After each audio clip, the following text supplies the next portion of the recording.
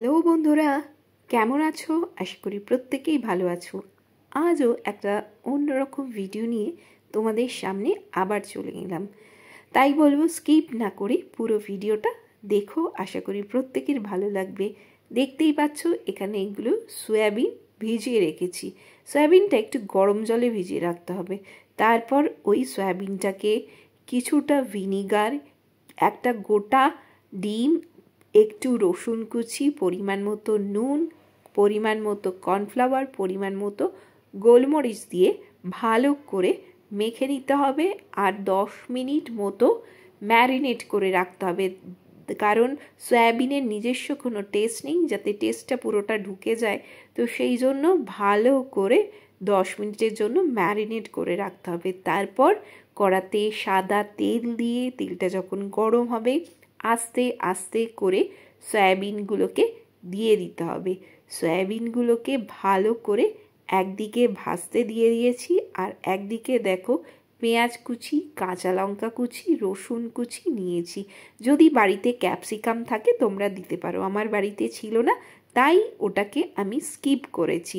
তো এইগুলোর সাথে কিছুটা পরিমাণ কাশ্মীরি লঙ্কা গুঁড়ো, কিছুটা পরিমাণ নুন, কিছুটা পরিমাণ গোলমরিচ দিয়েছি। আর এই দিকে তো যেটুকু বাকি ছিল আমার ভাজাটা হওয়া, সেটা ভেজে নিচ্ছি। যখন পুরোটা ভাজা হয়ে যাবে, যেইটা ভাজবে সেইটা দিয়ে আমি পেঁয়াজ, কাঁচা লঙ্কা, রসুন কুচিতে যেই মশলা মাখিয়ে রেখেছিলাম সেইগুলোকে দিয়ে ভালো করে ভেজে নেব।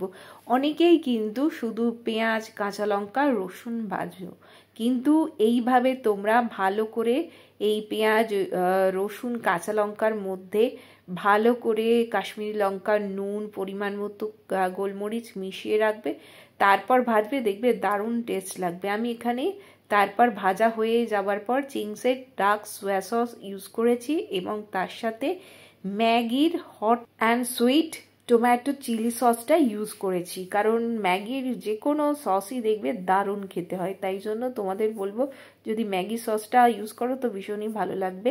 তো এইগুলো ভালো করে মিক্স করার পর তারপর যে ভেজে রাখা সয়াবিনগুলো ছিল সেইগুলো আমি দিয়ে ভালো করে 3 থেকে 4 মিনিট ভালো করে হাই ফ্লেমে ফ্রাই করে নেব।